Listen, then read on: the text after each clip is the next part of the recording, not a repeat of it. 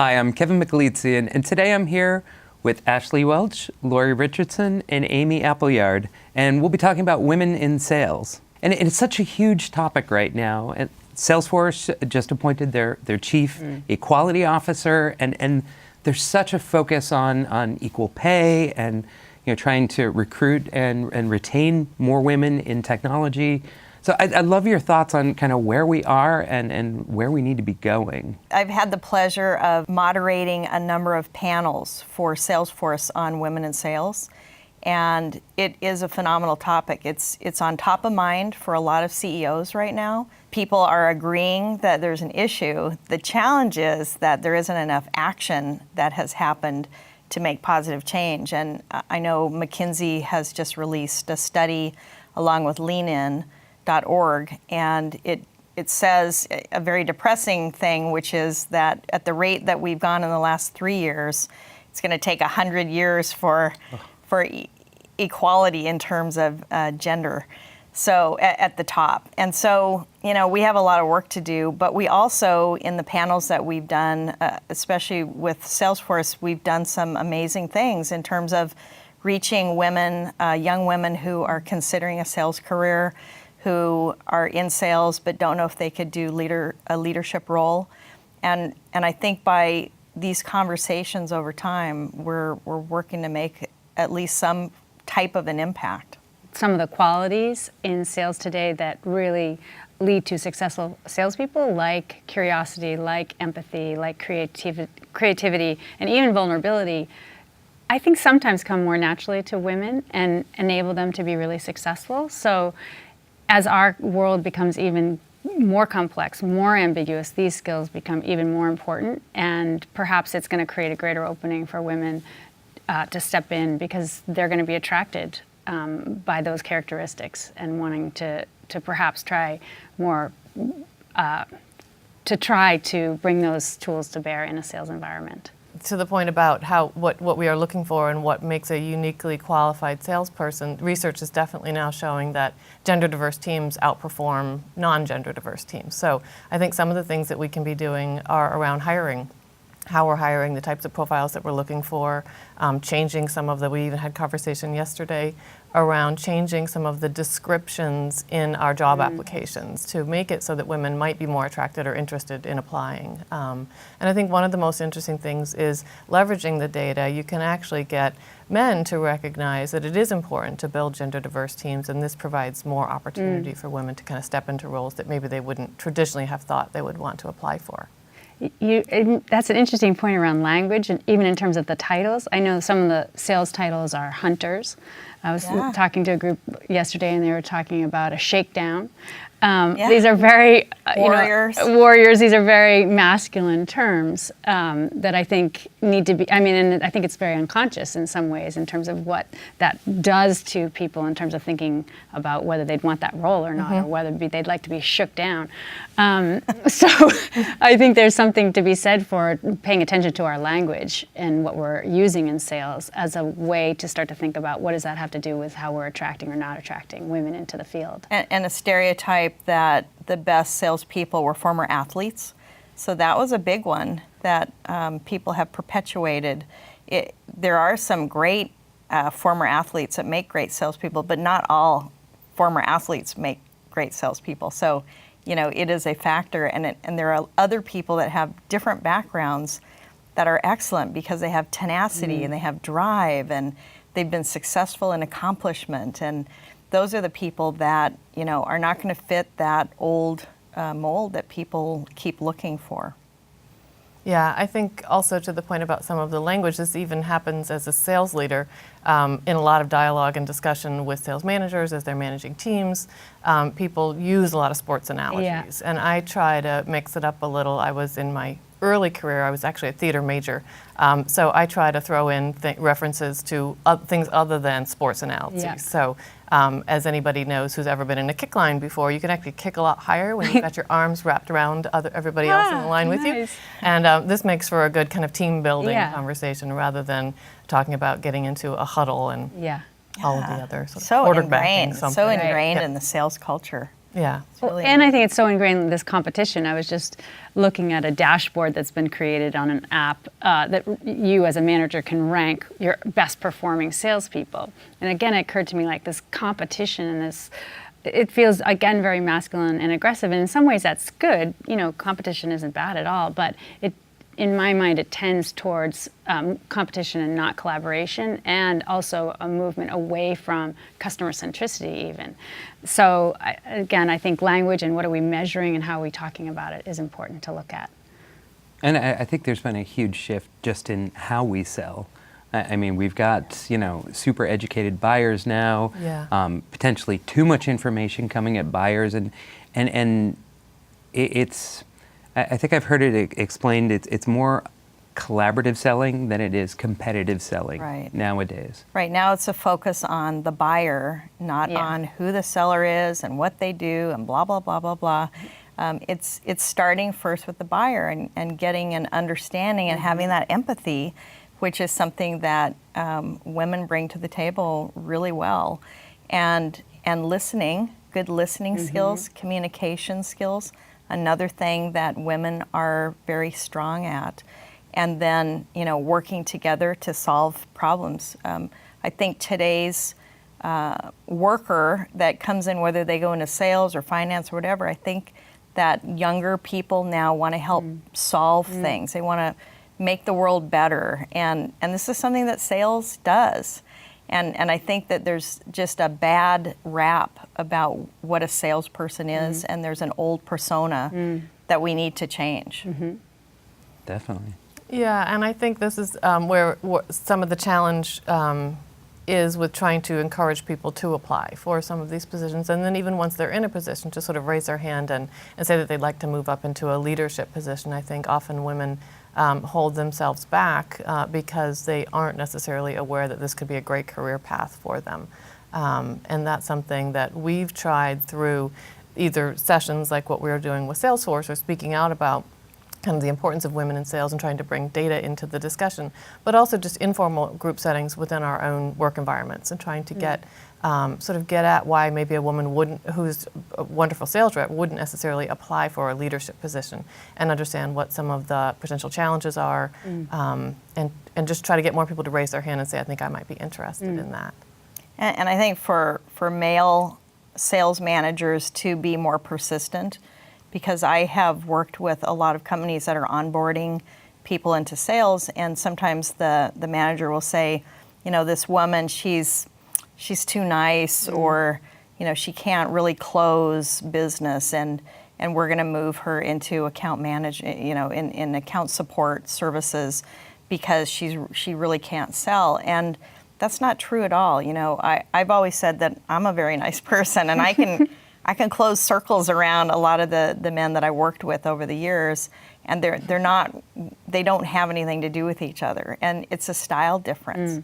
And so people need to understand the difference in the style and the approach, and that sometimes women verbalize things a little more. Like they'll say, oh, I don't know if I can do this.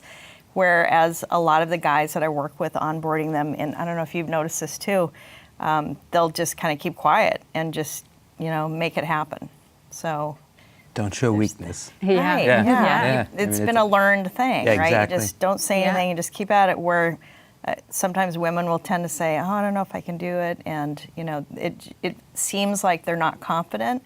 I think that new reps, whether they're male or female, have the same confidence issues. I really do. Yeah. I don't think that women are less confident. Yeah. I think it's how they verbalize it. Yeah. I think there's also something we were talking about in terms of culture. You know, some firms, and especially I think some of the firms I've seen here in the Bay Area in terms of the sales culture, it's very masculine. I mean, it's dominated by men.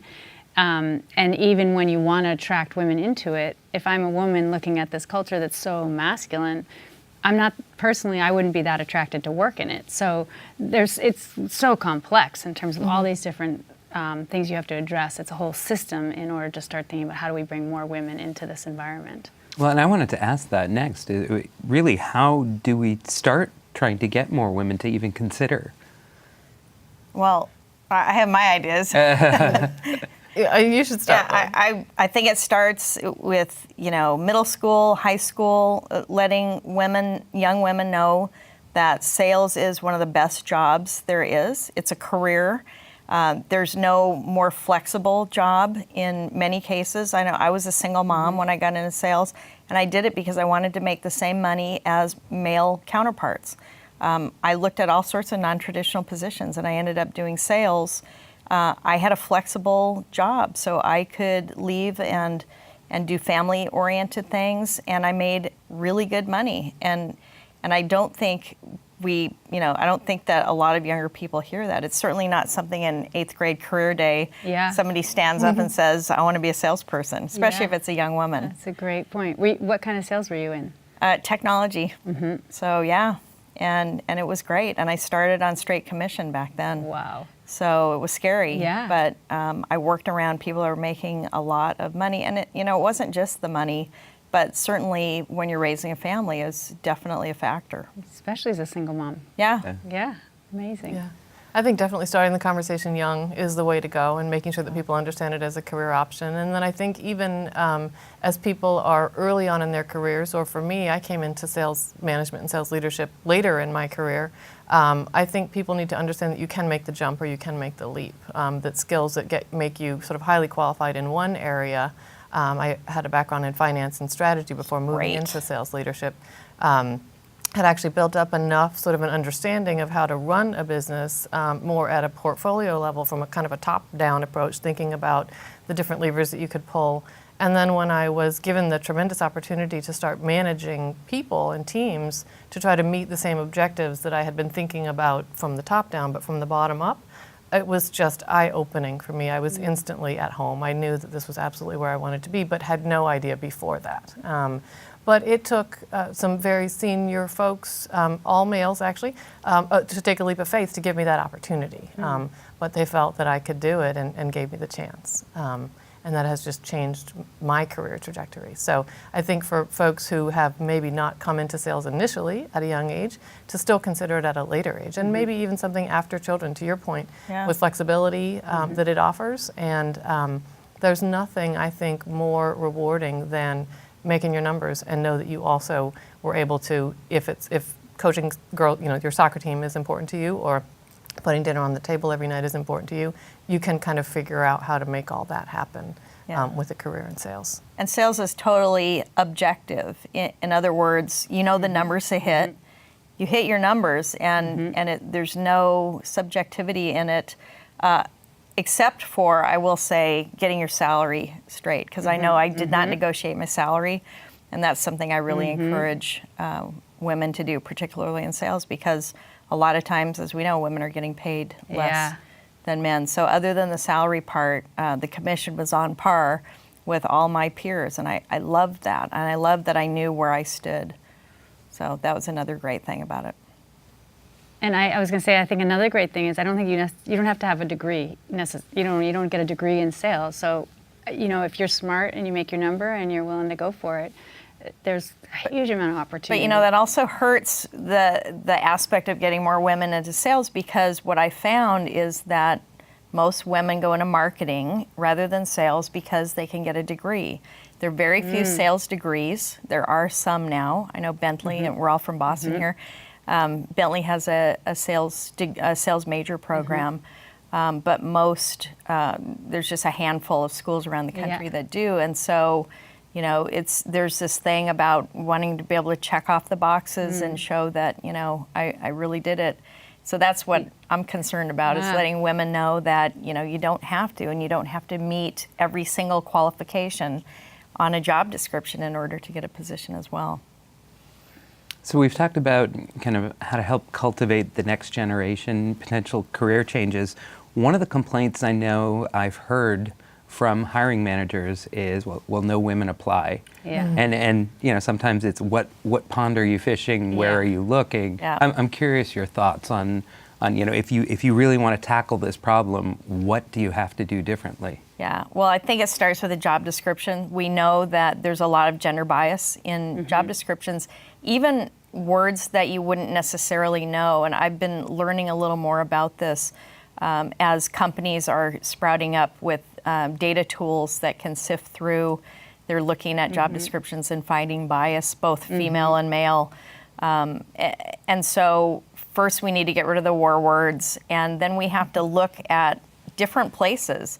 You know, if your whole team is a bunch of young white males, you know, and everyone's recommending people for the position, it may not change much. But if you look at, I always tell people to look at the very service-minded organizations, like, you know, the hotel industry, sometimes the car rental places, you know, retail.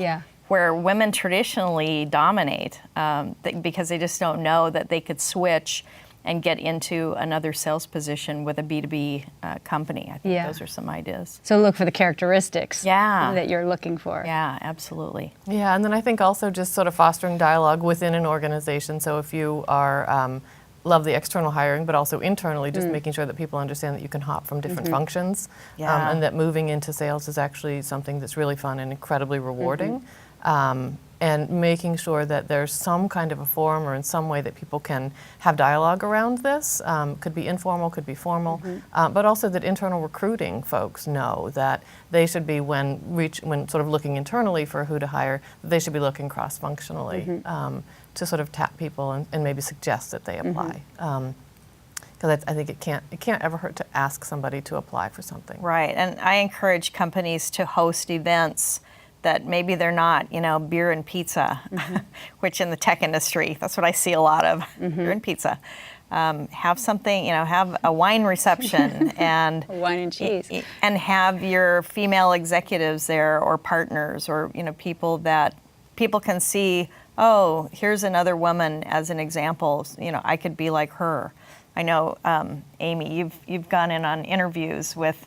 And I know some other people that are in our circle, the highest ranking woman, you know, will come into the interviews quite often, just so that a young woman that's interviewing can see, oh, there are more women here in the company that I could work for or become. Yeah. The other thing I was going to say, it sounds really simple, but it's also about intent. Like the intent at the top of the house to say, we are going to hire women.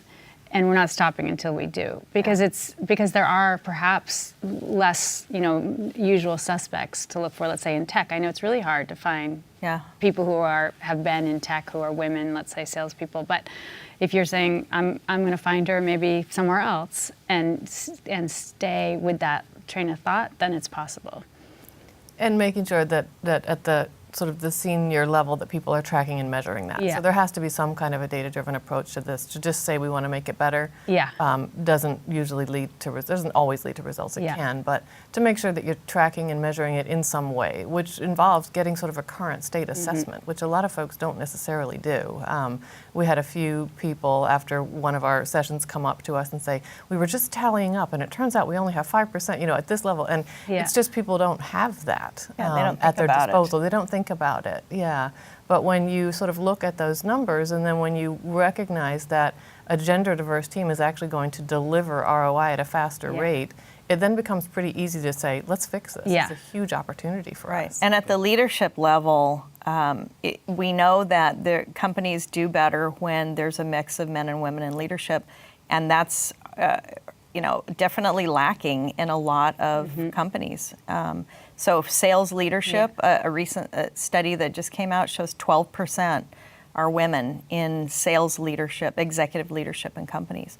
That's change that number, raise it up, and revenues go up. So to me, ROI can drive this conversation really well. Yeah.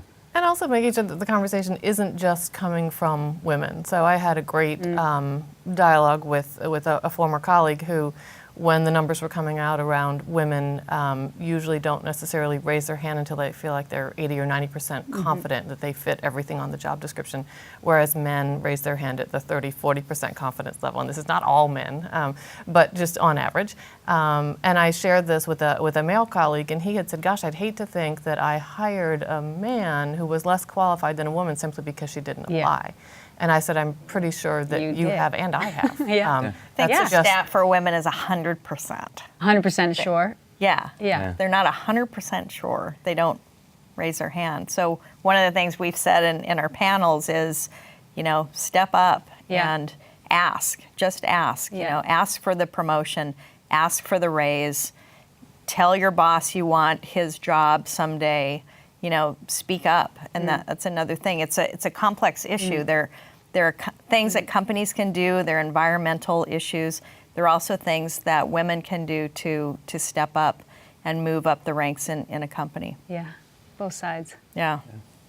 And there's also the interesting stat around if you actually want to hire women, and that's a goal, that you need to have more than one woman apply as Right. a candidate. That if there are two or more, a woman is much more likely to be considered and hired. Yeah, that's fascinating because we'll talk to companies that say, well, we're doing everything. You know, we want women.